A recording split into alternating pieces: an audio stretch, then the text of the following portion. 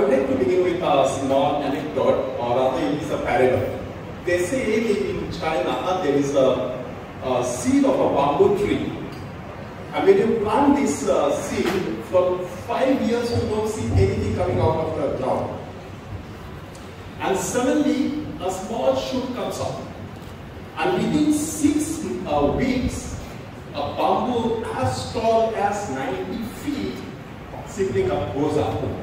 So the botanists started studying this whole phenomenon as to what was the seed doing there in the ground for 5 years, and suddenly nothing coming up. And they discovered that the seed was forming a strong network of roots, and that network was so strong that it could hold a bamboo as tall as 90 feet. Now this is a small anecdote about what we are doing with the children here, what we are doing with ourselves here in the school, in our houses, in our churches, in our places of worship. What exactly are we doing? We are forming a person, personality. So if I have to ask you this first question, how do you define a person? How do you define a personality? Anybody can start. Come on. 1 word, 2 words, 1 sentence, whatever. How do you define a person? Anybody? Or how do you define a personality? We say this personality is great, this person is good, this person is not so good. What exactly are we talking about? How do you define a person? Anybody? Come on. Behavior. Yes. Behavior, one. Then? Confidence, another one. Then? Nature, very good. Anything else? Attitude of a person. Attitude of a person. What else? Character. What else? When I'm saying what else, that means there is something else. Yes, what else is that? Intelligence. Okay, what else? Appearance. Okay, what else? Thought pattern. What else? Personality. That is what we are talking about. How do you know that this is the personality? Or this is the person? What is he called? Habits. Very good. What else? Nature of a person. Somebody always said that. Nature. Yes. What else? Gesture. No. Okay. What else? Education. Actions. Behavior. Already the first answer was that. Behavior. Anybody else? Easy. Huh? Simplicity. Experience. Approach towards others. Words. So none of the answers is wrong. All the answers are right, no? All of you believe that? But let us kind of put them into 3 categories. And these 3 categories will define a person. The first category is lifestyle. In this lifestyle, all these things will come. Behavior, and then simplicity, intelligence, all this should have been shown in this lifestyle. 1. Lifestyle. The second one, somebody said, is nature. The way the person has a nature. He is a good person or bad person. That is the nature. Being. And the third important category is achievements. Now try to put these 3 things together. What our teacher was introducing me about is achievements. You see? And maybe 1 or 2 virtues is for that is nature. And then the lifestyle will be that I get up at this particular time and sleep at this particular time, and I do this throughout the day. That will be my lifestyle. Now this is exactly what we are trying in our schools. To give the children a particular lifestyle, to make sure that they achieve something in their life. One by one, they pass the grades and they reach the level of matriculation. So that means they are achieving something in their life. And while doing all this, we also observe them. Somebody will be shy, somebody will be angry, somebody will be arrogant, somebody will be very humble, somebody will be timid. All this is part of nature. And then we try to kind of form this nature properly. This is what we are doing. And therefore, today as we are approaching the end of the year, and this recollection I thought of reflecting with you on 5 important points. And these 5 important points will tell you about yourself as to what kind of a person you are. What kind of a person you need to be perhaps. 5 areas. So I will take about 45 minutes. And now it is 11:05, so I should stop by about 12 to 50. And then about 10 minutes we can have some interactions, some question answers. 5 areas. The first most important area of our life that we need to always look into is health. One important area. Health is the most important area, that is what we normally talk about. How do you define health? Anybody, come on. When you say health, you have a good health, you have a good health. How do you know? I mean one word, and if I get that word, I will keep on asking anything else. You will get a clue that means. Come on. How do you know that a person is enjoying good health? Anybody? Activity? Sit a little loud. Appearance.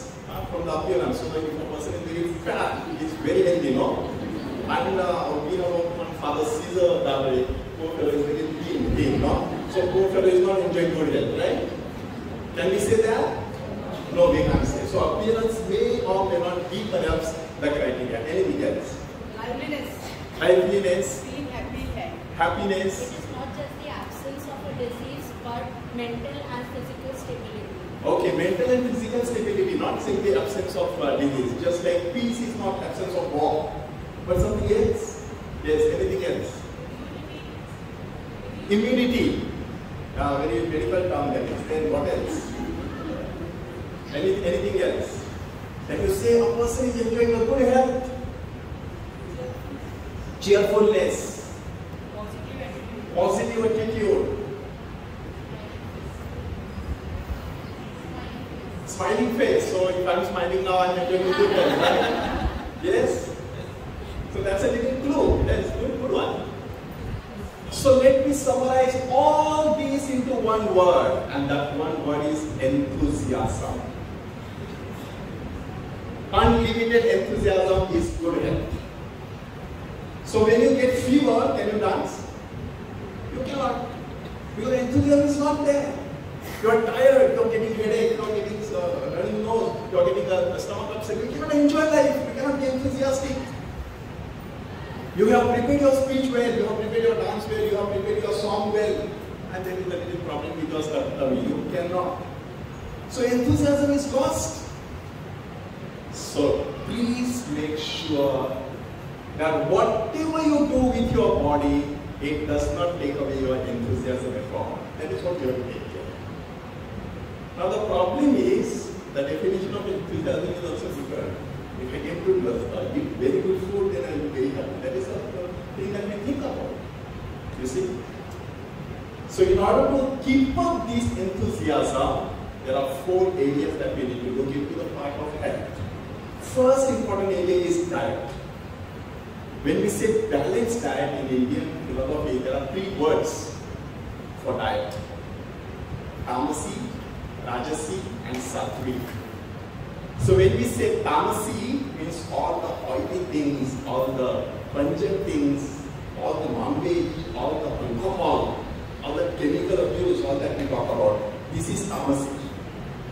And we can make out this Tamasi food from the face of a person. The person's face itself is Tamasi. Very arrogant, very aggressive kind of a thing. Because all these things are put inside. No? So they are negative. You get acidity, you get hypertension, you get blood pressure, you get cholesterol. Because of all this food. You see, we are talking about personality, connection is here. So Tamasi food. Second is Rajasi food. Rajasi is oil food. All the dry fruits, all the kind of rich foods, all the fatty things kind of. You know, these are rich foods. And we can make out from the health of a person, from the body of a person. Must be really having a good oil. Need not be kind of all the time tamasic food, but really rajasic food. And if you have sufficient discipline in rajasic food, you can really maintain a very good health. But the most important food is sattvic food. This sattvic food will always keep you enthusiastic. Rajasic food or tamasic food will make you little arrogant and aggressive. Rajasic food can make you little egotistic. So you get that kind of confidence, overconfidence. But sattvic food will make you very humble, simple, kind of assertive, yes, but not aggressive, not even non-assertive. That kind of a level you will enjoy. So this is the first area of health. We need to kind of talk about this also to our parents. We need to look into it in our own fridges and in our kitchens, whether I am having sattvic food. Sattvic food will include a lot of fruits, a lot of vegetables, a lot of salads, a lot of juices, and all these kind of things. But look at our lifestyle. This is where our lifestyle will be. The food habits will count. First area, diet. Second area is exercise. When we say exercise, we think that I'm coming from so far, I'm traveling so much, and I'm doing up and down and doing this and that work. Enough of exercise. No! Exercise means a regular, a kind of a systematic movement of the body for a particular period of time. So walk, for example, 45 minutes, but in a particular rhythmic way. Then it will bring you the result that you want. Otherwise, you will be doing 100 things per day. You may get tired, but you are not really given sufficient exercise. There is no sufficient rhythm in the breathing and the blood circulation. It has not taken place. The toxins have not gone out. All the things are poisonous things are still inside. So it is not really helping you. So exercise, regular exercise. And the third important thing is rest.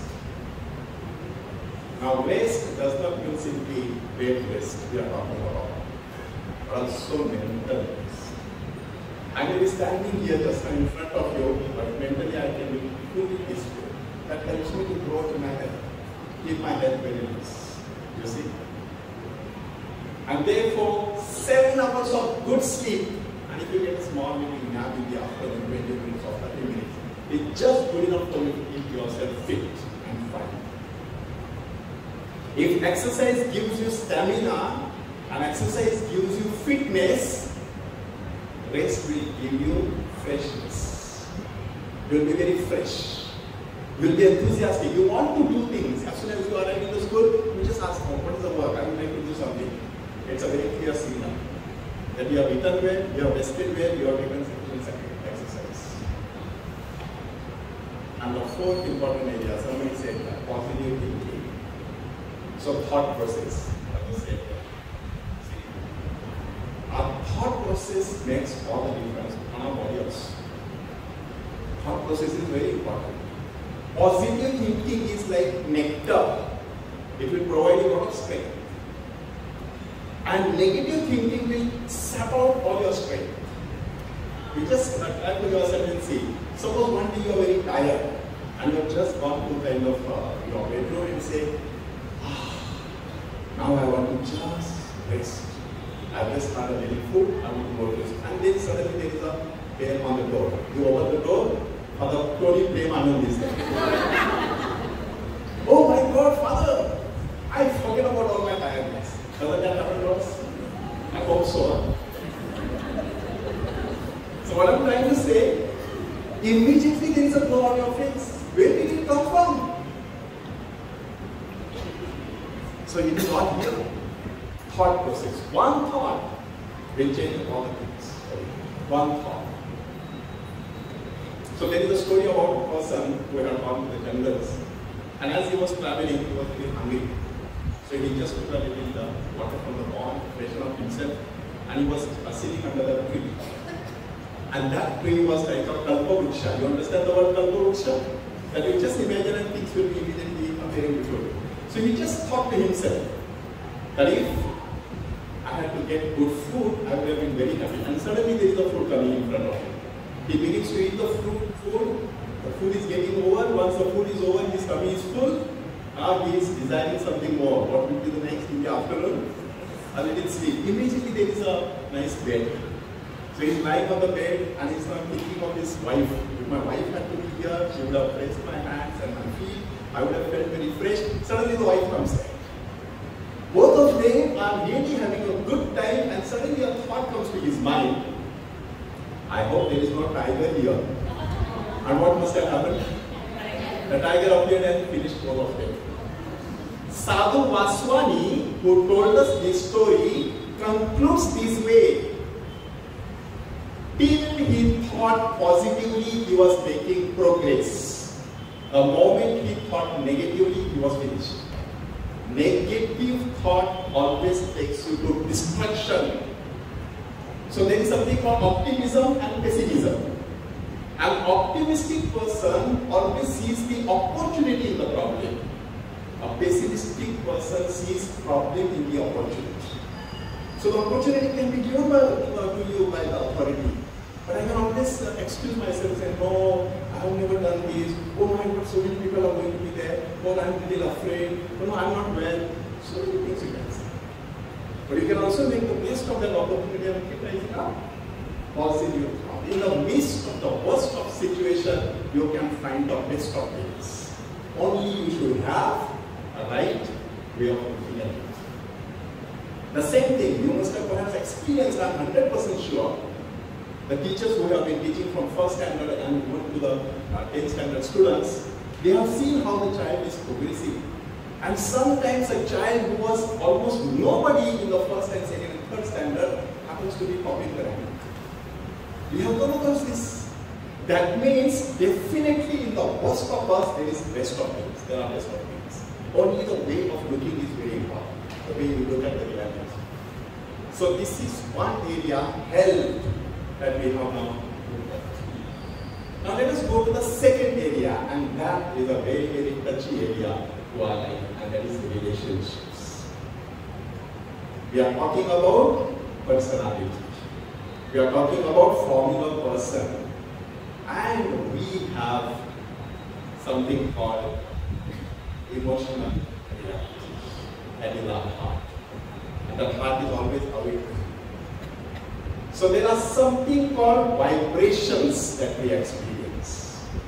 So in the presence of a person, you experience some vibrations, positive or negative. When you see your friend coming from the front, immediately you are talking with joy. And an enemy is coming from the front, you are either trying to avoid or trying to switch on your mobile and try to be busy with something so that you can avoid easily. It's nothing. It's very clear indication that there is something called vibrations which are working in our hearts which we are not aware of. We are not dealing with them. We are not really responding to them properly, and therefore we are experiencing a lot of problems. So Eric Erikson and Eric Byrne, these are psychologists, they have spoken about something called you are okay, I am okay. So when we take that position, I am okay, you are okay, it is a positive way of dealing with each other. That I respect your strength and I expect that you respect my strength. And we kind of multiply our strengths. This is called synergy. I have some energy, father has some energy, sisters have some energy, teachers have some energy. We are putting the energy together, multiplying this energy, it becomes synergy. So this is what we are expected to do in the class. There is energy in the children. We have to kind of multiply it by picking it up and trying to say, yes child, you are okay, perfectly okay. May not be perfect, but okay as a person. May not be intellectual, like Sachin Tendulkar failed in the 12th standard, but see, he has come in the cricket. So something will be there in every person. We may have to kind of pick it up at the right time and help the person. This is educare, to draw out of a child and to help the child to grow in it. Positivity. I am okay, you are okay. See the second position now. I am okay, you are not okay. What will be this position called? Superiority. All the time a person will be thinking about himself or herself and say, I am better than others. Such persons are always insecure. Why? Because they know somebody is going to kind of defeat them, somebody is going to go ahead of them, somebody is going to be better than them. It is definitely going to be there. So they are so insecure that they will try to kind of build a wall around them so that nobody can touch them. And we come across such kind of persons. And they suffer thoroughly in their life. As anybody asking them anything, immediately there is a kind of a defense. There is kind of a shout. We can see it happening sometimes. Bishop Potential, he has written a beautiful book, Lift Up Your Hearts. And in this book he says, when two egotistic persons come together, there is generally a vibration of hostility. Because two egotistic persons are there. So the person who says, I am okay but you are not okay, and the other person also says, I am okay, you are not okay, then there is a problem. So this position is very, very dangerous. When we come across such position, we have to immediately become aware and kind of take the position of saying, I am okay, you are okay. This is our relationship, personality we are talking about. The third level is, you are okay, I am not okay. This is what you will also see in children's life. The children will be timid and covered and shy and doesn't want to come in front. Actually, the person is saying in his heart or her heart, I am not okay, all the others are okay. He sees inferiority. And such inferior persons also are always kind of feeling afraid. I hope Father doesn't tell me to do this. I hope I am not given a responsibility. All the time feeling difficult. Such persons have a very poor self-image. Just becoming aware of this. The moment you become aware of this, that I have a small image of very poor image of myself, I make a checklist of all my strengths. That I am young, I am energetic, I am educated, I am coming from a particular family, I have got sufficient money, I am really having some beauty, I have got time. So many beautiful things you can see in yourself, and slowly kind of you have to overcome this area of inferiority complex. Now, inferiority complex does not mean humility, or superiority complex does not mean confidence. So let us make a distinction between these two. Humility without confidence is inferiority. Confidence without humility is superiority. Humility and confidence is nobility. You can see such noble persons around us because they have got both. They are confident, at the same time they are humble. Now, combining the two, this is what we have to instill in our children, in ourselves. And finally, the fourth way of dealing with each other, I am not okay, you are not okay. Sometimes children can also do that. That a child is going to do something and the other child will say, no, no, no, don't do. I try to do that, but I do not, so you won't be able to do it. So don't do it. You may come up with such kind of cases. Or you may experience yourself. I could not do this particular thing, you also will not be able to do this thing. So I am not okay, you are also not okay. Such people will be not in the position of positivity, not in the position of superiority, not in the position of negativity or inferiority, but they will be in the position of negativity. Pessimistic. All the time seeing problems, not opportunities, or seeing the reality as positive. You must have heard about this small anecdote of a sparrow. This sparrow was taking a drop of water and was putting it into the fire, and there was a big fire, and just one drop, putting it there. So somebody looked at this sparrow and said, is it going to make any difference? Such a big fire in just one small drop. What is the difference it is going to make? And the sparrow said, I know that by one kind of a drop of water, the fire is not going to get put off. But today when I go to sleep, I will say to myself, I was not among those who put out the fire, but among those who were trying to put out the fire. Let us ask ourselves, Am I really putting on the fire or putting off the fire? That will be the positive way of looking at what we are trying to do. But here is our last ones. That there are thousands of people who are not fed.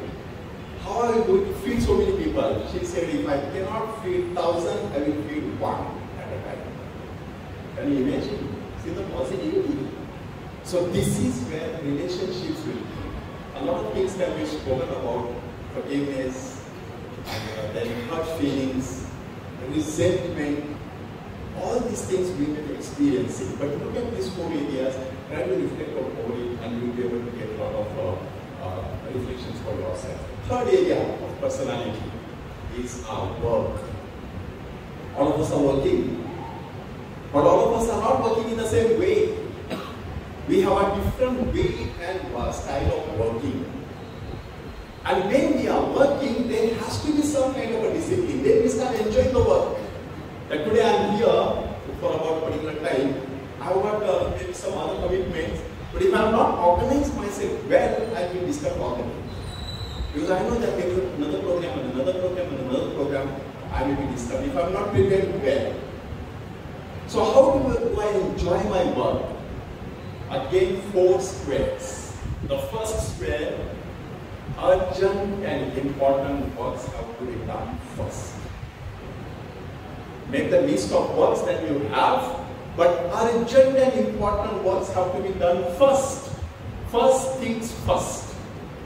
So there is an exam coming in a particular period of time.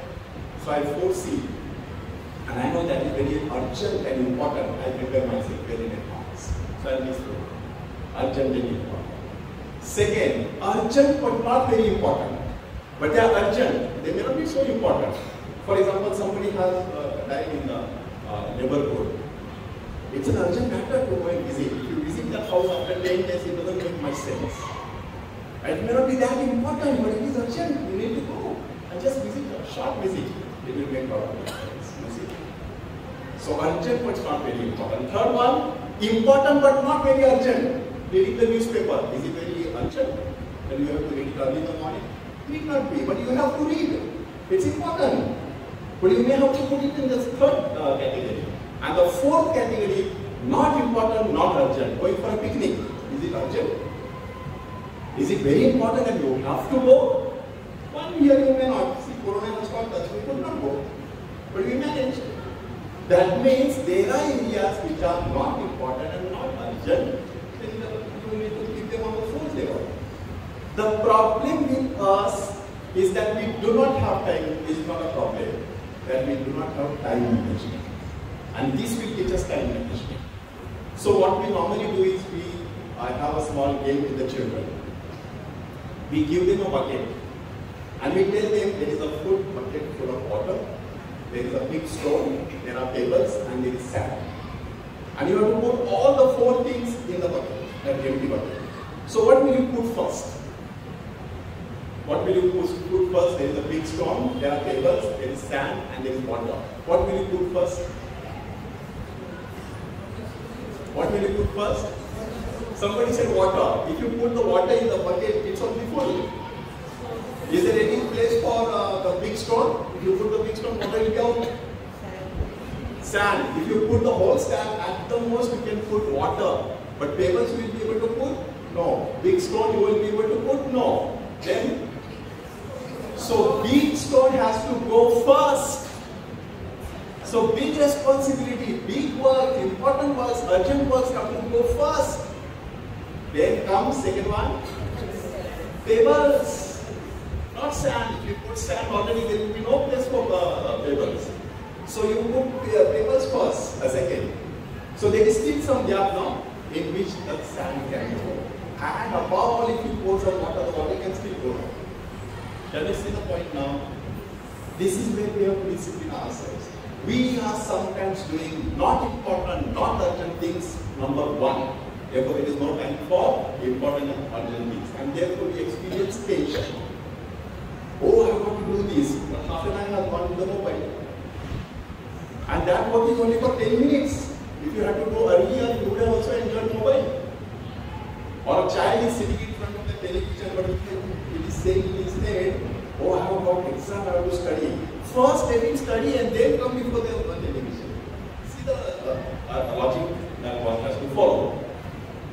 So this is all connected with work.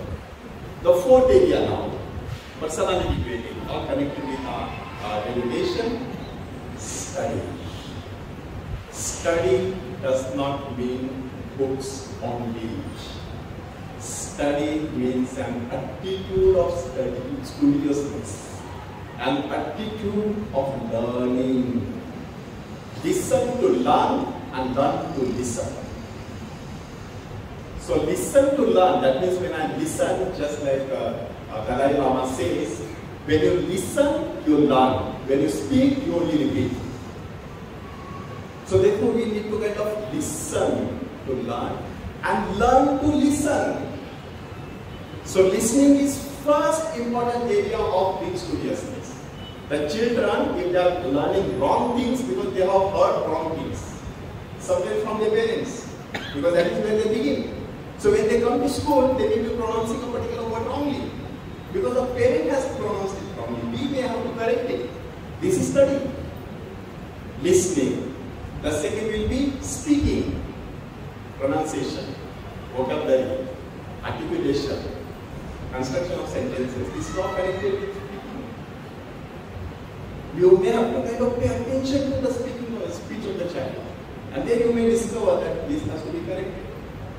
Lot of scope, speaking. From the speech we can make out whether there is a clarity of thought. From the speech we can make out whether the person has assimilated and grasped things. Otherwise we say, आमची आजी म्हणायची मराठीमध्ये आणि शिक्षण केलंय पण अभ्यास केला नाही. You see, शिक्षण केलं म्हणजे डिग्री मिळवलेली आहे, पण ते डिग्री मिळवण्यासाठी अभ्यास करायला लवकर केलेले नाहीये. Maybe just 35%, 40%. Yeah, he has finished matriculation, but he has not studied. He has not learned. So listening, speaking. Third one is reading. We have to teach children what to read. The problem is not how to read now.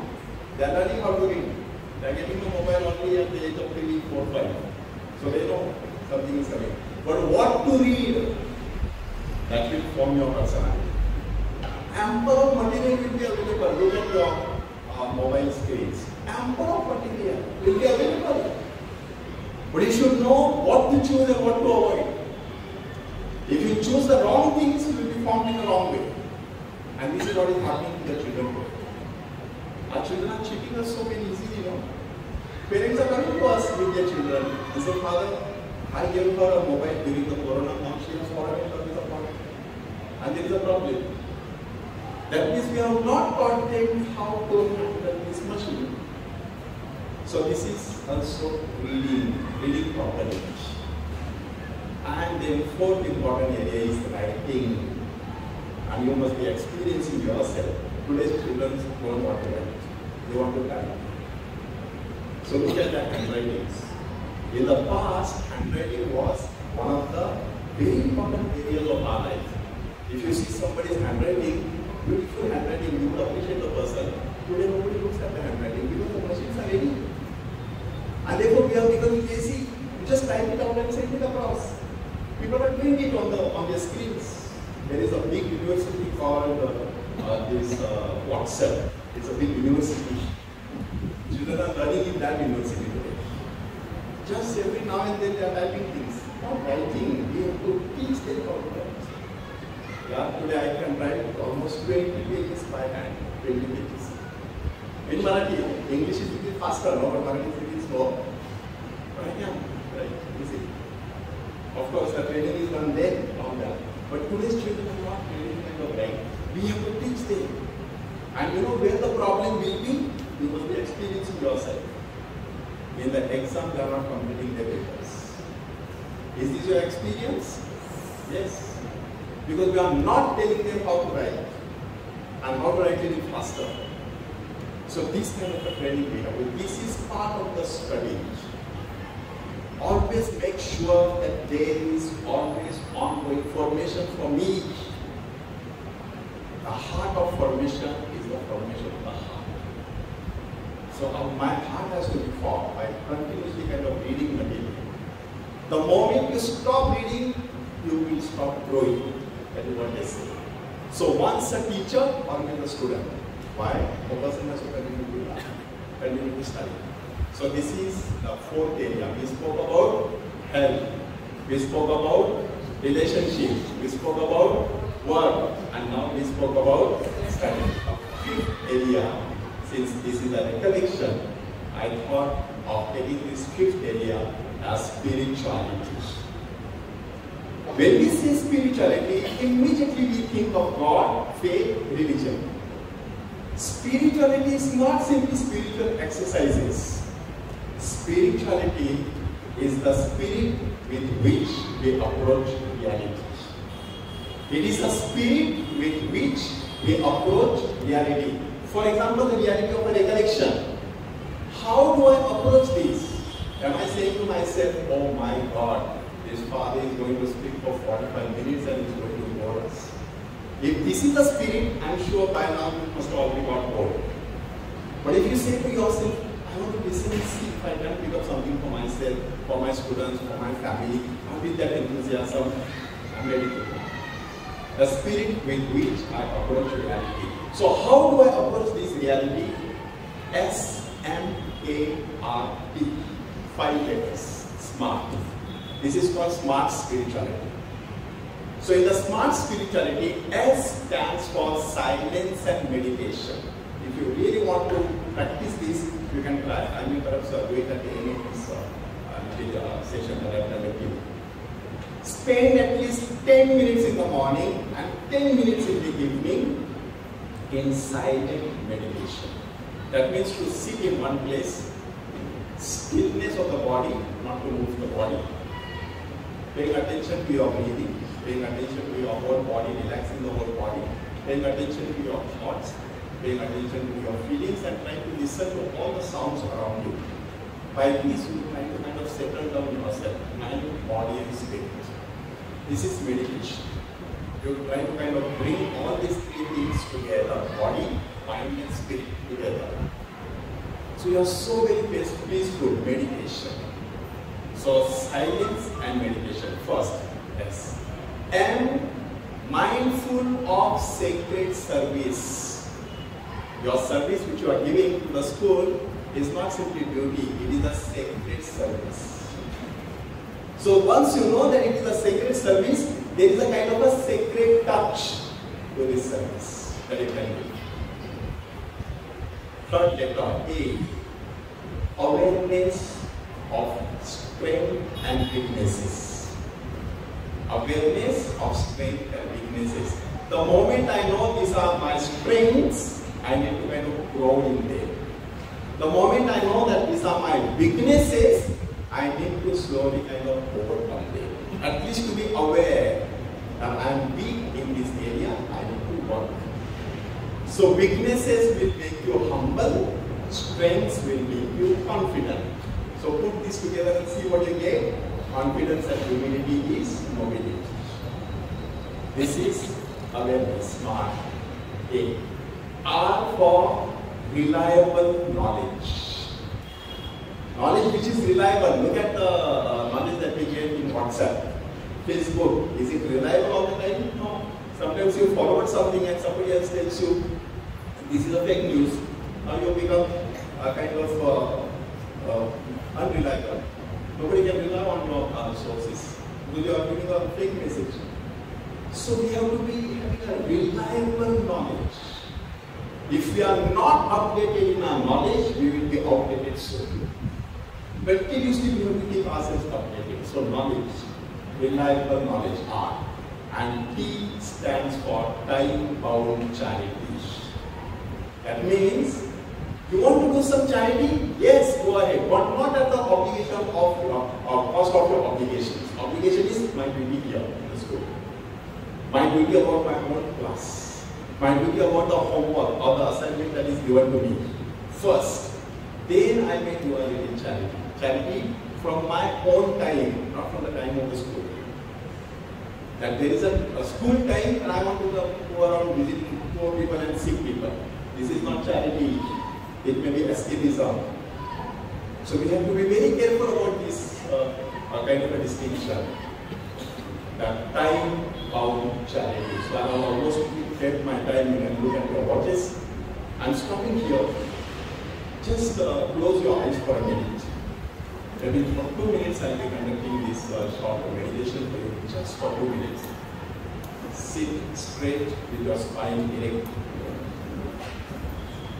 If you have something in your hands, try to leave it aside. Make sure that you are totally relaxed.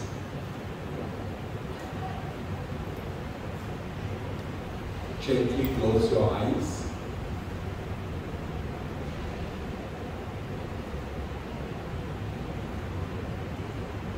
And pay attention to your breathing. The speed of your breathing.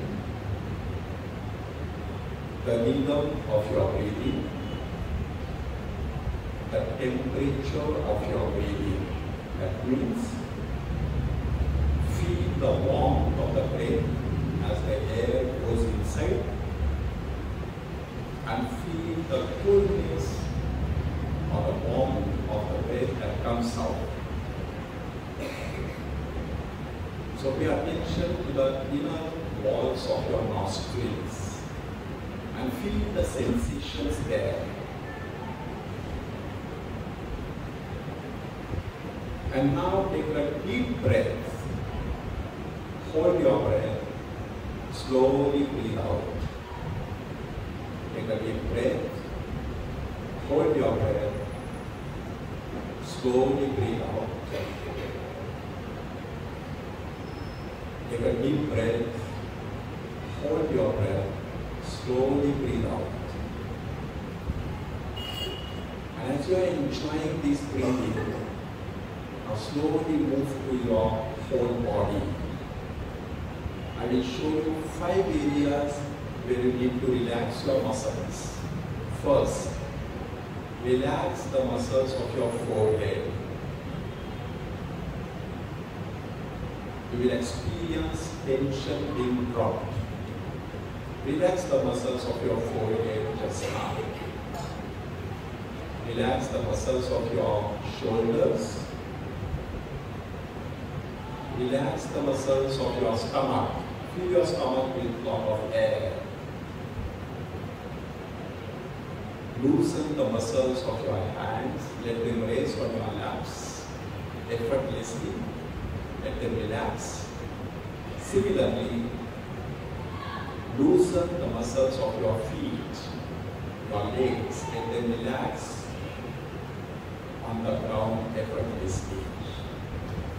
Make sure that you are totally relaxed. Slowly go inside and become aware of your thoughts just now. What are you thinking just now? Is it a positive thought, a negative thought, or just a thought? Just become aware. Slowly move down to your heart and try to pick up your feelings. How do I feel now? Enthusiastic about Christmas, happy about the whole year, tired, bored, not very energetic. How am I feeling just now? And now become aware of your surrounding, beginning with the neighbor next side to you. The sounds, the rotating of the fans,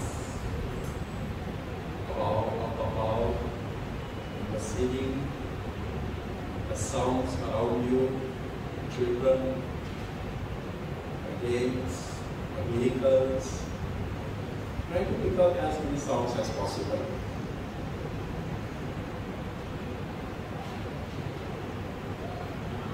And now feed your mind with positive thoughts. I am a good person. I am the image and likeness of God.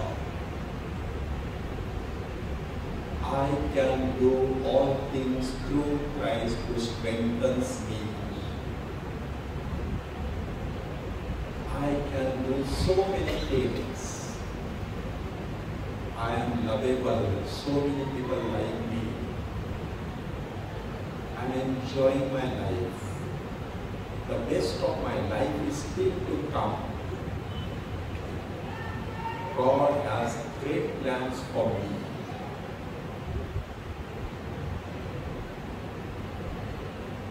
I want to be happy and I want to make others happy. I thank God for my family, perhaps my spouses, my parents, my children, my society, the school, my teachers, my students. I thank God for this opportunity.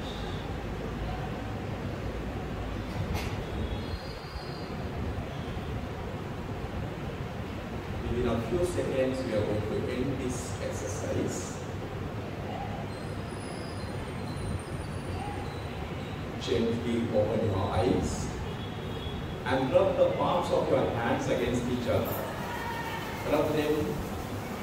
I should hear some rustling of the leaves as if some sound.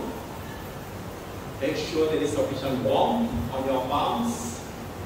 And now wipe your faces with the warm palms.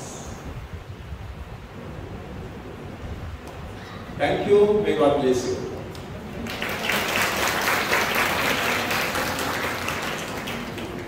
So as I have promised, I have kept up the time. Maybe about 5 or 7 minutes for any clarification, any question that you would like to ask about what we have spoken so far.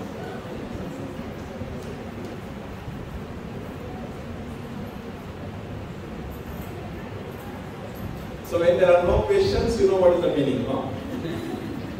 You know, there are two possibilities now. So I hope things have gone across. Yes? So wishing you all the best. Merry Christmas. Thank you very much for giving me an opportunity to talk to you. Tony Premani always sends us at night messages, beautiful ones. St. Francis he sends. I'm a lover of St. Francis he sends. 2 books I've got with me. I've enjoyed them in Father Marcus and then sisters. I've met them today. Very happy. God bless.